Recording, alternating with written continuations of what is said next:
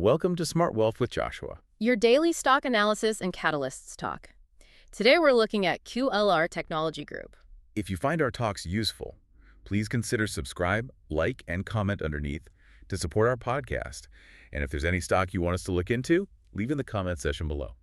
So let's get into the analysis. For anyone, really looking at KULR, I think our goal here is to break down this hyper-growth story they've got going on. Right, and to really analyze what this extraordinary balance sheet actually means for them. And then figure out if their thermal tech can really, capture a piece of this massive AI and defense boom.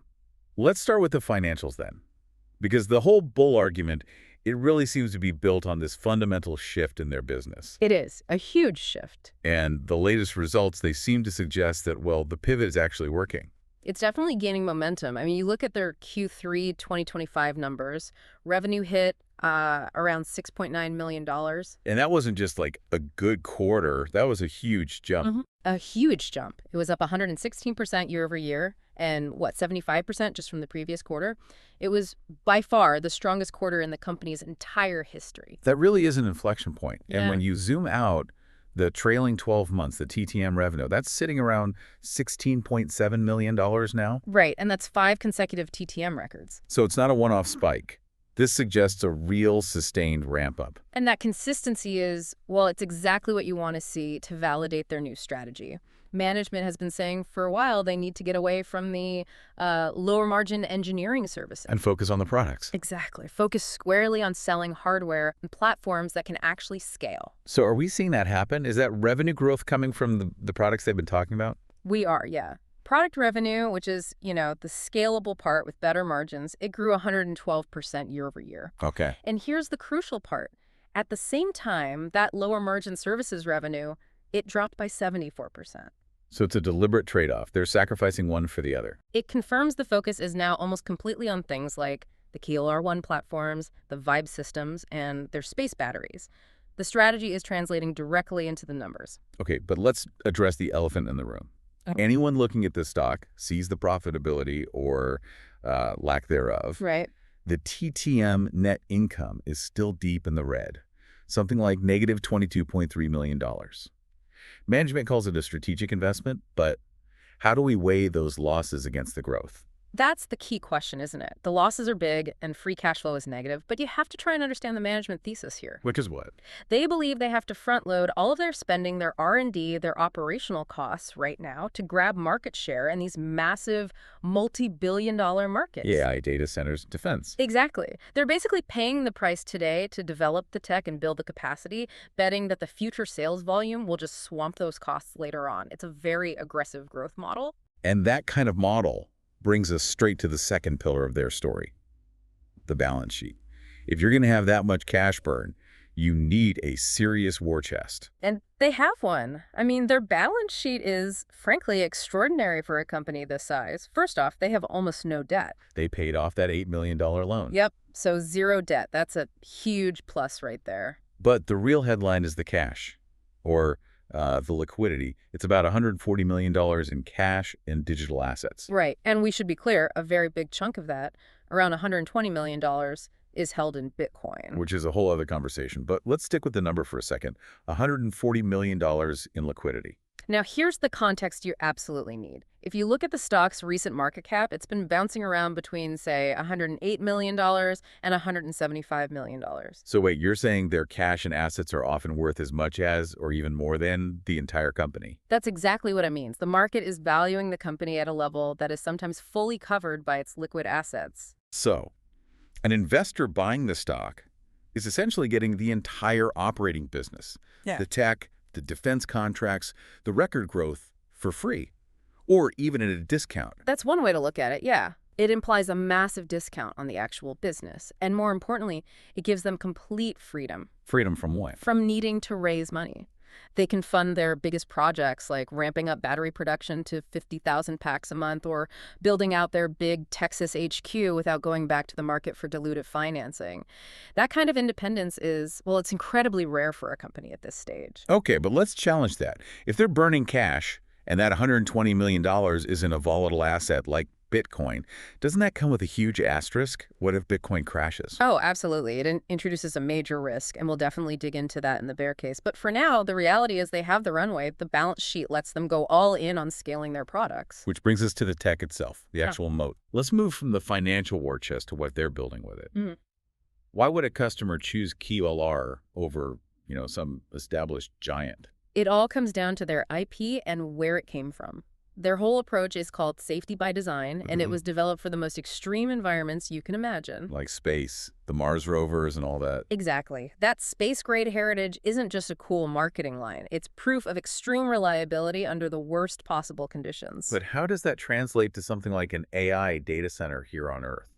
Well, think about what an AI data center is. You've got racks packed with GPUs, all generating an insane amount of heat. They're like self-cooking ovens. And power systems are under huge strain. Huge strain.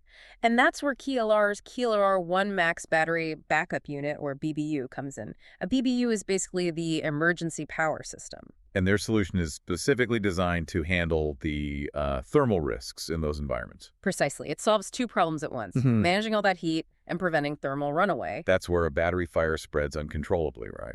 Yes.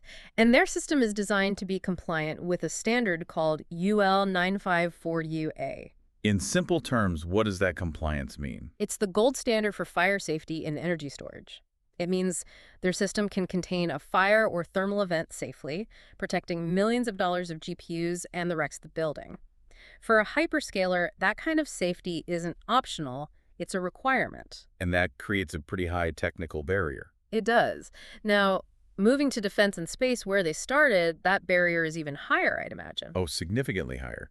In defense, you're looking at multi-year qualification cycles. Once a vendor's tech, like one of their 400-volt battery packs, is designed in and certified, You can't just swap it out. the switching costs are astronomical. You're basically locked in for the life of that weapon system or satellite. It creates really sticky long-term revenue. We always hear about how slow incumbents are in defense. Is QLR's agility, a real advantage? It seems to be. There's this one example where they delivered a prototype for a high-power directed energy battery. For a counter-UAS system. Right. For shooting down drones. They delivered it in just 5 weeks from the purchase order. Yeah. That's the speed that the big old incumbents just can't match. And the last piece of that moat is the supply chain, which is a huge deal for government work now. Absolutely essential. The fact that they have a secure domestic supply chain for their KULR-1 platforms gives them a huge regulatory leg up, especially for sensitive U.S. defense contracts. It's almost a requirement these days. So, okay. We have the strategy, the record growth, the balance sheet to fund it, and a real tech moat. Now we have to look at the other side. Let's really get into the bear case. What are the risks here? The biggest risk is still execution and that negative free cash flow.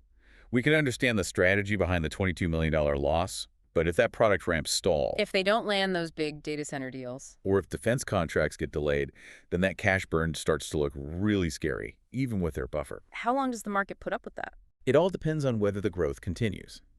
If revenue growth drops below, say, 100%, investors are going to start asking for a clear path to break even. And then there's the big one we touched on earlier, the Bitcoin. The elephant in the room. Holding $120 million in a digital asset ties the company's value to crypto cycles. It can totally obscure how the actual tech business is performing, and the stock price reflects that risk. I mean, the 52-week range is just wild. It's gone from a low of about $2.15 all the way up to almost $44. That's an intense range. If you bought near the top, it's been incredibly painful. It just shows this is not a set it and forget it kind of stock. So how do you manage that volatility as an investor? You have to keep coming back to that valuation context, the fact that the cash and digital assets provide a floor. The risk of the tech business failing is cushioned by these tangible assets. You're basically accepting high volatility in exchange for a potential high reward, with a bit of a safety net. Okay, let's look forward a bit. After that huge drawdown, the stock seems to be stabilizing. What are the catalysts we should be watching for? Technically, yeah, it seems to be building a base around that low $2 level. And the market did react well to the strong Q3 earnings. The stock popped almost 6%.